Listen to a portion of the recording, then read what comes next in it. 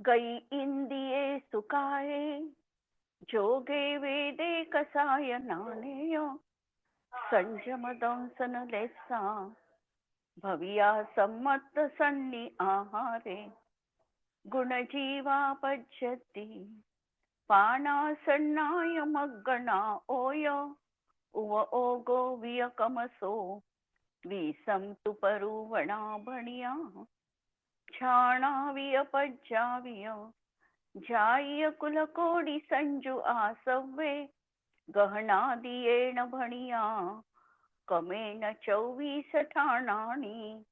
अंतिम शासन नायक 1008 भगवान महावीर स्वामी की जय. द्वादशांग श्रुतदेवी की जय. स्वाध्याय कक्ष संपेपर्यंत आपणा सर्वांना चतुर्विध आहाराचा त्याग असणार आहे. 24 ठाण चर्चा आपण बघतो आहे आणि या चर्चा अंतर्गत आर्त ध्यानाचं प्रकरण आमचं सुरू आहे. 3 प्रकारच्या आर्त ध्यान, इष्टवियोग, अनिष्ट संयोग आणि निदान. या आर्त ध्यानाचे स्वामी कोण आहे, हे किती योगवाल्यांना होऊ शकतं, नंतर या ध्यानामध्ये प्राण किती असतात, अशा वेगवेगळ्या अँगलनी आम्ही 24 ठाणाची ही चर्चा बघतो आहे आणि प्रश्नोत्तर बघत आहोत. काल आपण प्रश्न बघितला होता की आर्तध्यानीला चक्षु इंद्रियामध्ये किती प्राण संभवनीय आहे, किती प्राण असू शकतात. आता आर्तध्यानी व्यक्ती ही पहिल्या गुणस्थानापासून 6व्या गुणस्थानापर्यंत आहे आणि चक्षु इंद्रिय 4 इंद्रियापासून सुरू होणार आहे. या दृष्टीतून आम्ही अपर्याप्तक अवस्थेत, निवृत्त अपर्याप्तक अवस्थेत आणि त्यानंतर पर्याप्तक अवस्थेत चतुरेंद्रियापासून लावले आणि नंतर संज्ञी असंज्ञी जीवांना देखील प्राणचर्चा आम्ही बघितली. तर अशा प्रकारे आम्ही 12 प्रश्नांपर्यंत आलेलो आहे. आज 13वा प्रश्न पहा. आता आर्तध्यानी के किस किस गुणस्थान में 10 प्राण होते हैं. आर्तध्यानीला कोणकोणत्या गुणस्थानात 10 प्राण असू शकतात. 10 प्राणांची जर आम्हाला चर्चा करायची असेल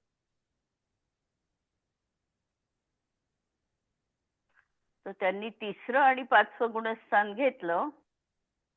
यासाठी घेतलं की त्यांना आर्तध्यानामध्ये 10 प्राणांची चर्चा पूर्णतः 10 प्राणच जिथे आहे ते पाहायचे, बाकीचे कोणतेच जीव पाहायचे नाही.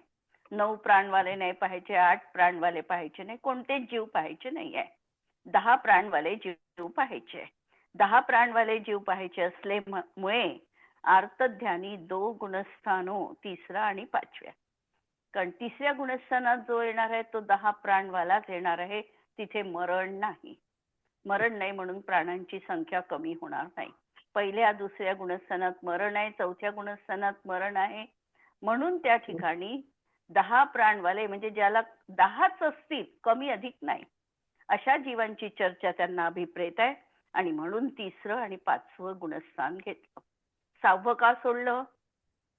आहारक द्विकच्या याच्यामध्ये आहारक द्विकच्या याच्यामध्ये आहारक पुतळा निघताना त्यांच्या सत्तेमध्ये, ते त्या ठिकाणी सत्तेमध्ये नाही, ध्यान त्यांना आर्तध्यानाचा प्रकार तिथे संभवनीय आहे आणि म्हणून ते गुणस्थान सोडलं. 5वं गुणस्थान आणि 3रं गुणस्थान घेतलेलं आहे. बाकीच्या गुणस्थानात मरण आहे, पहिल्या 2ऱ्या 4थ्यात, परंतु अपर्याप्तक असताना प्राणांची संख्या कमी होते किंवा एकेंद्रिय जीव आहे त्या ठिकाणी परत प्राण कमी लावावे लागतात आणि म्हणून ते त्यांना इथे अभिप्रेत नाही. या दृष्टीतून हा प्रश्न आहे. पुढे, क्या किसी धार्मिक ग्रंथ के खो जाने पर उसे प्राप्त करने के लिए बार बार चिंतन करना भी आर्त ध्यान है क्या. एखादा धार्मिक ग्रंथ आमच्या हातून हरवला तो कसा प्राप्त होईल, किंवा मंदिरामध्ये जाण्याची आम्ही आकुलता खूप करतो आहे, तेही आर्तध्यान असू शकतं का. मंदिरात जाण्याची आकुलता आर्तध्यानच असायला पाहिजे ना. इष्टवियोजक ती भावना पण असू शकते. 2 मध्ये फरक करा. थोडं हा भावनेमध्ये जर आम्ही ती भावना जर भावली नाही तर आम्ही शुभ क्रियेपासून पण आम्ही दूर हटू. वंचित. साधारणतः अशुभ क्रियांमध्ये आम्ही जास्त रममाण होतो.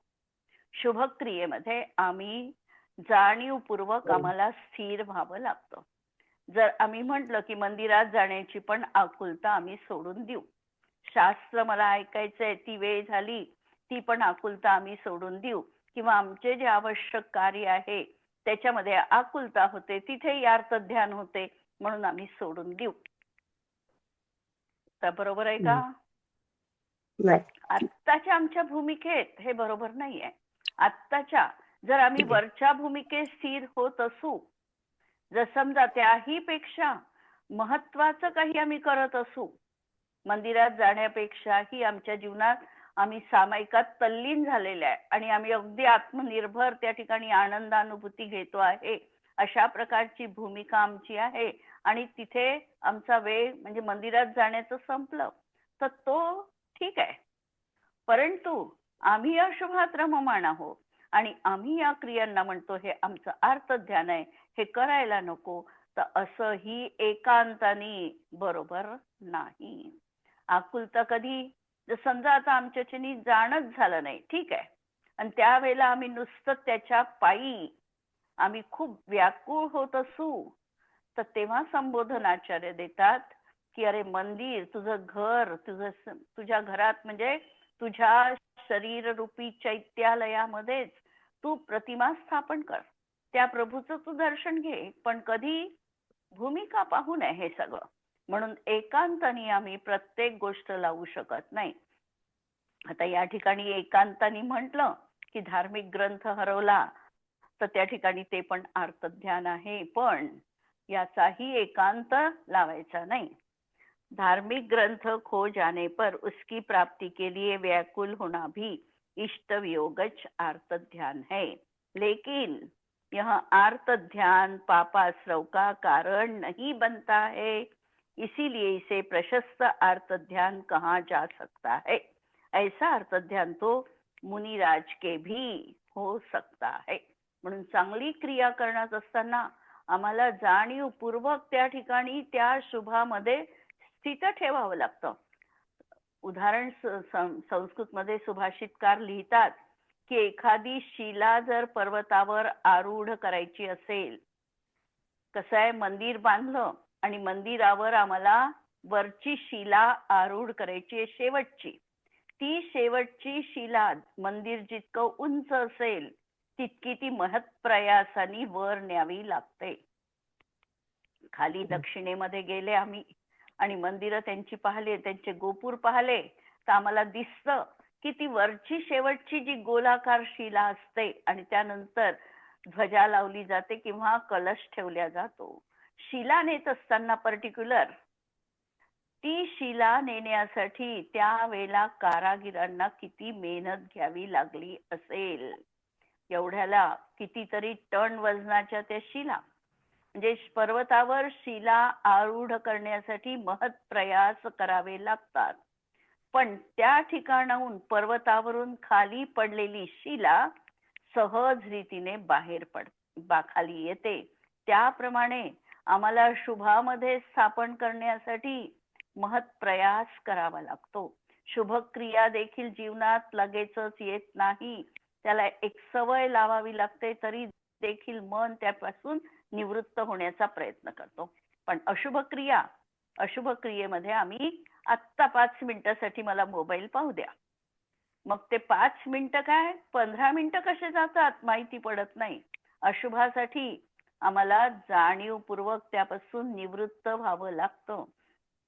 म्हणून या ठिकाणी सांगितलं की हे जरी आर्त ध्यान आहे तरी हे आर्त ध्यान आम्हाला धर्म कार्यासाठी उपयुक्त असणार आहे, त्यामुळे या ठिकाणी ते करणं गरजेचं आहे, एकांताने त्याला नियम लावू नका।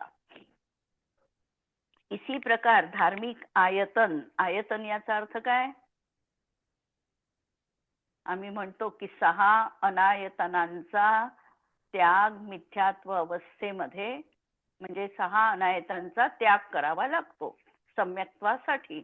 आयतन म्हणजे काय आणि अनायतन म्हणजे काय, आयतनचा अर्थ आहे स्थान, जे ठिकाण. धर्माचं स्थान आहे.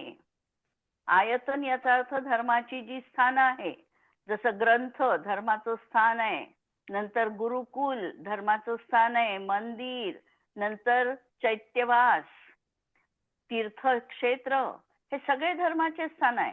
या सगळ्यांना आम्ही आयतन म्हणू शकतो. आणि जे धर्माचे स्थान नाही ते आहे अनायतन. म्हणून धार्मिक आयतन देव शास्त्र गुरु का विनाश करने वाले आतताइयों का संयोग हो जाने पर उन्हें दूर करने के लिए भी अनिष्ट संयोगज आर्त ध्यान हो जाता है. वह भी मेरे विचार से दुर्गति का कारण नहीं बनता है. बऱ्याच वेळेला पाहतो आमच्या धर्मात यतनांवर जर संकट आली तर त्या संकटाचा आम्हाला प्रतिकार करावा लागतो.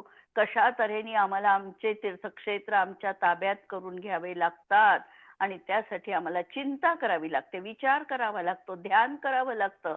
ते पण अर्थध्यान आहे. पण ते अर्थध्यान धर्मक्षेत्र वाचविण्यासाठी असल्यामुळे श्रावकांच्या जीवनात ते करणं अपरिहार्य आहे. अशा तऱ्हेने एकांत या ठिकाणी लावता येत नाही या प्रश्नाच्या बाबतीत.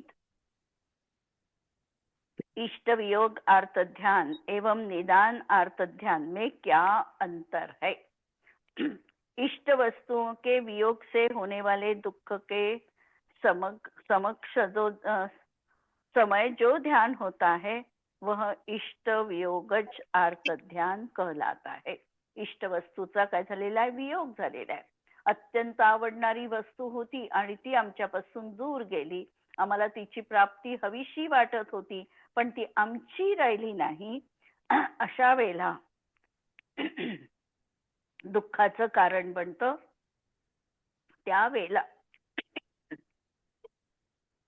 त्यावेळा जीवाला अर्थध्यान होतं. और प्राप्त नहीं हुए इष्ट पदार्थ के चिंतन से जो आर्त ध्यान होता है वह निदान आर्त ध्यान है. याच्यामध्ये इष्ट वियोग झालाय. पदार्थ आमच्या जवळ होता आणि त्याचा वियोग झालेला आहे.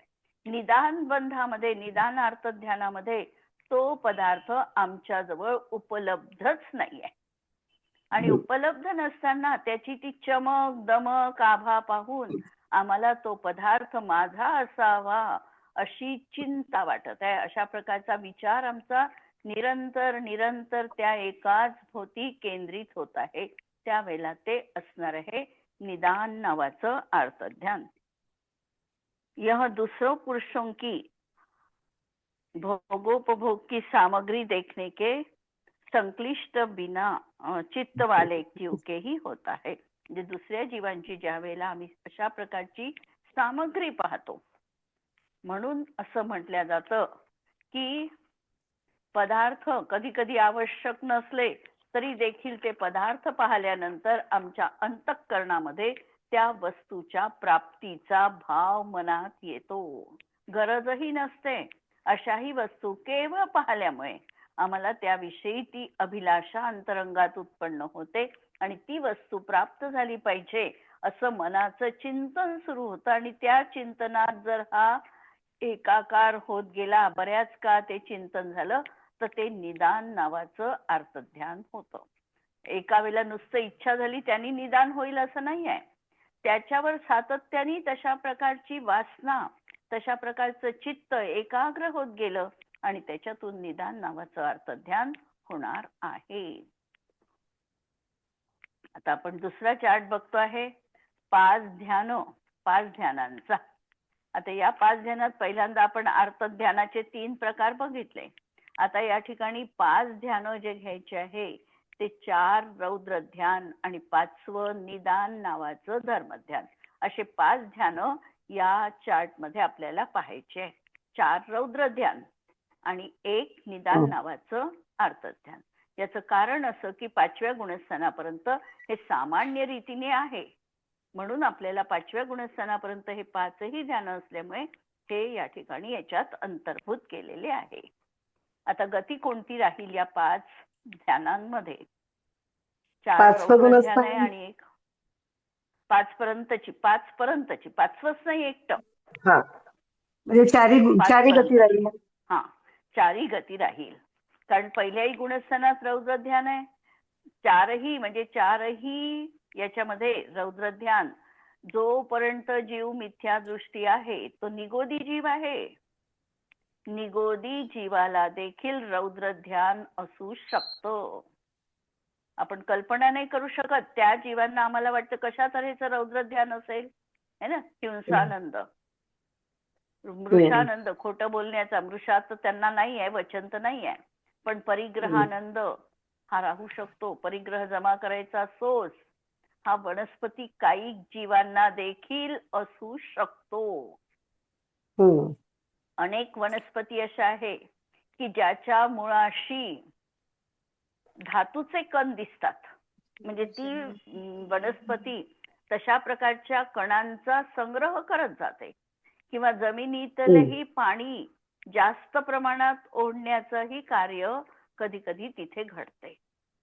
हा त्यांचा परिग्रहानंद आहे. हिंसानंद कसा असू शकतो एकेंद्रियाच्या जीवनात? हिंसानंद, रौद्र ध्यान तर आहे त्यांच्या जीवनात. पण आता पहा, एखाद्या वेळेला आग लागली, अग्निकायिक जीव आहे, अग्निकायिक जीवाच्या त्या वडवानलात म्हणजे दावानल त्याच्यामध्ये पूर्णच्या पूर्ण वन भस्मसात झालं समजा. आणि लागतात असे मोठमोठ्या प्रमाणात आगी लागतात. आगी लागत असताना ते जे काही जीव त्या ठिकाणी होरपळून मेलेले आहे त्यांच्या भूमिकेनुसार, त्यांना काही आमच्यासारखं इतकं ज्ञान नाही आहे, पण त्यांच्या भूमिकेनुसार त्यामध्ये त्यांना संतुष्टता अनुभवता येते. आणि ते त्यांचं हिंसानंद नावाचं रौद्र ध्यान असू शकतं. ते सगळं त्यांच्याही जीवनात आहे. पूर आला, पुराच्या याच्यामध्ये अनेक लोक वाहत गेले, हाही त्यांच्या अनंतानुबंधी कषाय आहे हा पण, आणि रौद्र ध्यान आहे.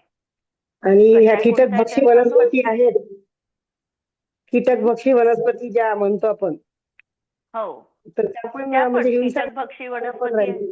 हो, हिंसानंदी आहे ते. हिंसेचा कीटक खाणाऱ्या वनस्पती बऱ्याच आहे. किंवा एखाद्या मनुष्यालाही त्या पकडून ठेवतात ना स्वतःच्या वेलींनी.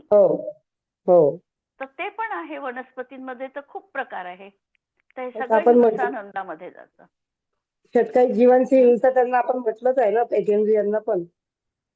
हो, म्हणून तर सहाकायिक जीवांची हिंसा ते करू शकतात हे म्हटलेलं आहे. आणि कषाय त्यांचा असतो अनंतानुबंधी जनित. कारण मिथ्यात्व आहे. मिथ्यात्व आहे म्हणजे पहिलाच कषाय राहणार आहे, अनंतानुबंधी जनित, अनंत संसाराचा अनुबंध करणारा कषाय. पण हा कषाय असताना फरक काय आहे तोही समजून घ्या.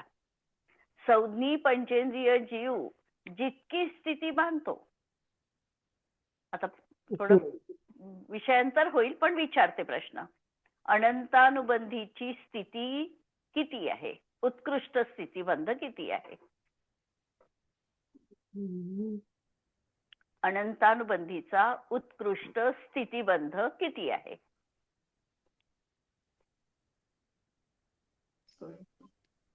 अर्धबुद्धल परावर्तन नाही, अर्धबुद्धल परावर्तन तर 40 कोडाकोडी सागर. 40. तर आता 40 कोडाकोडी सागर हा कुणाच्या जीवनात आहे? याचे स्वामी कोण आहे? 40 कोडाकोडीचा बंध कोण करू शकतो?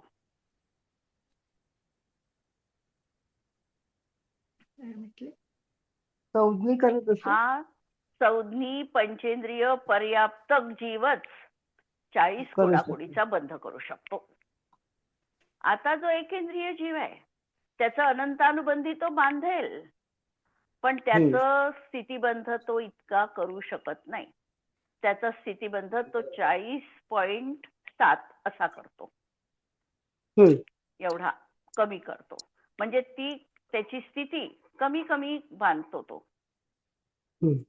प्रपोर्शनेट मध्ये आहे, त्याचं गणित आहे किती बांधतो त्याचं. आता दर्शन मोहनीय किती बांधू शकतो जीव? मिथ्यात्व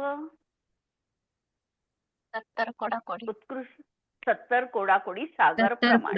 पण तर पण एकेंद्रिय जीव इतकं नाही बांधू शकत. तो जास्तीत जास्त बांधेल तर 1 सागर बांधेल.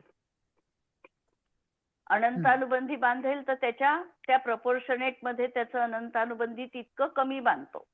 या प्रपोर्शनेट मध्ये जर 70 ला 1 सागर तर 40 ला किती, यांनी ते त्रैराशिक काढून ते गणित सांगितलंय गोमटसारवादी ग्रंथांमध्ये.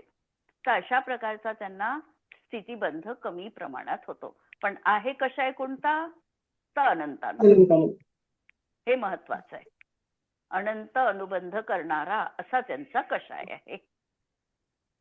तुम्ही 40.7 म्हटलं की 40 ला 7 पॉइंट कमी. 1 पॉइंट नाही, मला एकदम पूर्ण आठवत नाही.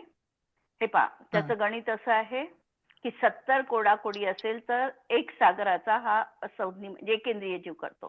तर 40 कोडाकोडी असताना किती, त्याचं गणित असं 7.4 7.4 येईल.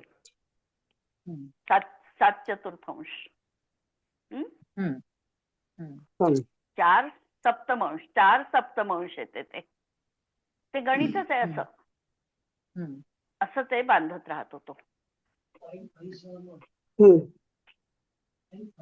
आणि हे प्रपोर्शन ठरलेलं आहे त्यांचं की याचं इतकं होईल, त्याचं इतकं होईल असं. हा, आपलं गती सुरू आहे. गती कशी, 4ही गतीत. म्हणजे सगळे सावरकाईक जीव असेल हे सगळे रौद्र ध्यान त्यांना आहेत आणि 4ही प्रकारचं अर्थ ध्यान आहे. आणि जोपर्यंत तो असंज्ञी आहे तोपर्यंत अर्थ आणि रौद्र ध्यानच आहे. संज्ञी झाल्यावर, सम्यक्त्व झाल्यावर कुठे धर्मध्यानाची सुरुवात होते. तरीही रौद्र आणि अर्थ ध्यान कायमच राहतं. 5व्या गुणस्थानापर्यंत हे टिकतं. पण काल पाहिलं तसा फरकही असतो. नंतर इंद्रिय किती या 5 याच्यात, 5ही इंद्रिय राहतील. 5ही इंद्रियवाल्यांना होऊ शकतं. काय 5 ध्यान, 6ही काय वाल्यांना, 5 सावरकाईक आणि 1 त्रासकाईक. 6ही वाल्यांना होऊ शकतं. चटकाय जीवांना. योग किती, योग 5वाच गुणस्थान म्हणजे आरद्विक कमी होईल 13. 5व्या गुणस्थानापर्यंत 5व्या गुणस्थानापर्यंत लावायचं आहे म्हणून 13 योग त्या ठिकाणी होईल. 4 मनाचे, 4 वचनाचे, औदारिक मिश्र, वैक्रियक मिश्र आणि कारमाण अशा प्रकारचे 5 योग त्या ठिकाणी कायेचे होतील. आणि हे असे मिळून 13 योग होतील. असंज्ञीपर्यंत लावायचे असेल तर आपल्याला योग कमी करावे लागतील. मनाचे लावायचेच नाही.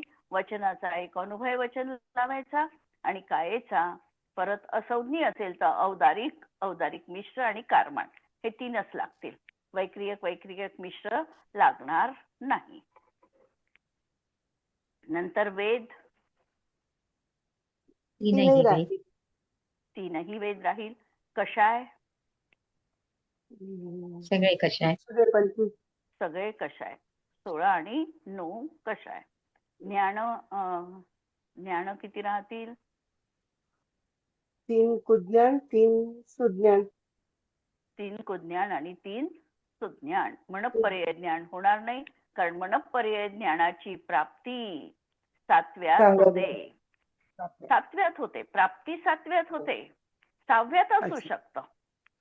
प्राप्ती होताना 7वं गुणस्थान आहे आणि उपयोग केला किंवा नंतरही 6व्या पण गुणस्थानात ते येतील तर राहू शकतं. पण पहिल्यांदा कधी, तर 7व्यात. कारण पहिल्यातून एकदम 7व्यात म्हणजे जाताना क्रम कसा आहे, पहिल्यातून 7व्यात, 4थ्यातून 7व्यात, 5व्यातून 7व्यात. मग 7व्यात समजा त्यांना मनःपर्यय ज्ञानाची प्राप्ती झाली. जसं तीर्थंकर आहे. कोणत्या गुणस्थानातून कोणत्या गुणस्थानात गेले तीर्थंकर, 5व्या गुणस्थानातून 7व्या गुणस्थानात, 7व्या गुणस्थानात गेले. आणि 7व्या गुणस्थानात गेल्याबरोबर त्यांना मनःपर्यय ज्ञानाची प्राप्ती झाली. जाताना 7वं, मग स्थिर झाले, 6व्यात आले तरीही मनःपर्यय ज्ञान कायम राहणार आहे. म्हणून 6व्यापासून लावतो आपण, पण समजायचं असं. नंतर संयम,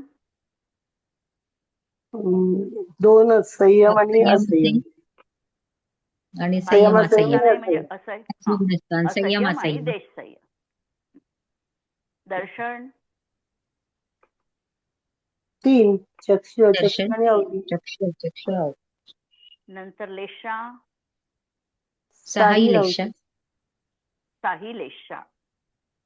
भव्य दोन्ही भव्य दोन्ही अभव्य. असेल दोन्ही. भव्य. सम्यक्त्व साही प्रकारचं राहू. त्यांना पण काही सम्यक प्रकारचं. संज्ञी दोन्ही दोन्ही दोन्ही असेल. आहे. आहारक दोन्ही आहे, आहारकही आहे अनाहारकही आहे. अनाहारकही आहे. गुणस्थान 5व्या 1 ते पर्यंत 5. 1 ते 5 पर्यंत. जीव समास पूर्ण पूर्ण 19. 19. पूर्ण आहे 19 ही. पर्याप्ती साही साही पर्याप्ती काही. प्राण 6. दाही. संज्ञा चारी पण. चारी चारी. उपयोग 9. 6 9. ज्ञानोपयोग आणि 6 3 3 दर्शनोपयोग. दर्शनोपयोग. ध्यान स्वकीय स्वकीय. झालं आता स्वकीय. स्वकीय जे प्रकरण सुरू आहे ते पहा. नंतर आश्रव 2 आहारद्वीपचे कमी होतील. 55. 55 आश्रव राहतील. नंतर जाती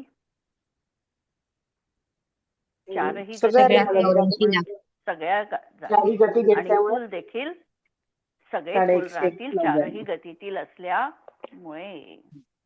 इथपर्यंत क्लिअर. आता यहाँ पर कौन से 5 ध्यानों का ग्रहण करना चाहिए. 5 सांगितले ध्यान. इथे कोणते 5 घ्यायचे. यहाँ पर आर्त ध्यान, 1 आर्त ध्यान और 4 रौद्र ध्यानों को ग्रहण करना चाहिए. निदान आर्त ध्यान किसे कहते हैं. 3 आर्त ध्यानाची व्याख्या सांगितली वेदनापर्यंत. आता प्रश्न आला निदान आर्त ध्यान कशाला म्हणायचं. जो प्राणी पुण्याचरण के समूह से तीर्थंकर के अथवा देवों के पद की वांछा करे अथवा उन्हीं पुण्य चरणों के अत्यंत क्रोध के कारण शत्रु समूह रूपी पृथ्वी को उच्छेदने की वांछा रखे तथा उन विकल्पों से अपनी पूजा प्रतिष्ठा लाभ आदि की याचना करे उसको निदान जनित आर्त ध्यान कहते हैं. मनुष्यों के इष्ट भोगादि की सिद्धि के लिए तथा शत्रु के घात के लिए जो निदान हो सो चौथा आर्त ध्यान है. अशा प्रकारची इच्छा करणं, स्वतःची पूजा झाली पाहिजे, प्रतिष्ठा झाली पाहिजे किंवा अशा प्रकारे कोणता तरी एखादा भाव अंतरंगात ठेवून याची मला प्राप्ती झालीच पाहिजे अशा प्रकारचा सतत एक विचार अंतरंगामध्ये राहणं हे निदान नावाचं आर्त ध्यान म्हटल्या जातं. आणि कशासाठी परत शत्रू जर एखादा असेल तर या शत्रूचा मी कधी नाश करेल अशा प्रकारे किंवा एखाद्या वेळेला एखाद्याचा अपमान होतो आणि या अपमानाचा बदला तर मला घ्यायचाच आहे आणि त्याच बदल्याच्या आगीमध्ये हा सतत त्या ठिकाणी राहतो आणि बदला त्याच्या माध्यमातून घेतला जातो. जसं कमठ आणि पार्श्वनाथ स्वामीचं उदाहरण आम्हाला माहिती आहे की कमठाच्या अंतरंगामध्ये हा बदला घेण्याचा भाव सतत होता. त्यांचं निदान नावाचं आर्तध्यान सुरू होतं आणि त्यांना तशा प्रकारचं हेतुभूत साधन देखील प्राप्त झालेलं आहे. तर असं हे निदान नावाचं आर्तध्यान चांगल्या कार्यासाठी पण दिसतं. नारायणाच्या पदाची प्राप्ती निदान बंधानीच होते असंही दिसतं. आणि अशा प्रकारचा वचपा घेण्याची किंवा शत्रुत्वाची भावना असेल तर त्यासाठी देखील निदान नावाचं आर्तध्यान त्या ठिकाणी केल्या जातं. असं म्हटलं जातं की बाहुबलीच्या अंतरंगामध्ये देखील अशा प्रकारचा भाव होता. नाही, मिथ्यात्व माया शल्य होतं. कोणतं म्हटलं जातं शल्य होतं ना बाहुबलीच्या शल्य. जीवनात. शल्य होतं. माया शल्य शल्य. कोणतं होतं? भारताच्या भूमीवर माया उभं आहे असं शल्य. असं शल्य होतं. माया तर नाही म्हणतायत त्याला. हम्म. माया नाही माया नाही मिथ्यात्व म्हणता येत. आणि निदान 3 शल्य सांगितले ना. मग त्यांचे 3 शल्यातले कोणतं शल्य होतं म्हणतो आपण? माया शल्यच सांगितलं जाते ना. मायाच म्हटली जाते का? हा. माया. पण तर माया अंतःकरणात तर ते ठीक आहे माया म्हणू आपण त्याला. तर शल्य होतं आणि शल्य तर आता आपण म्हणतो त्यांच्या अंतरंगामध्ये शल्य होतं, ही गोष्ट झाली.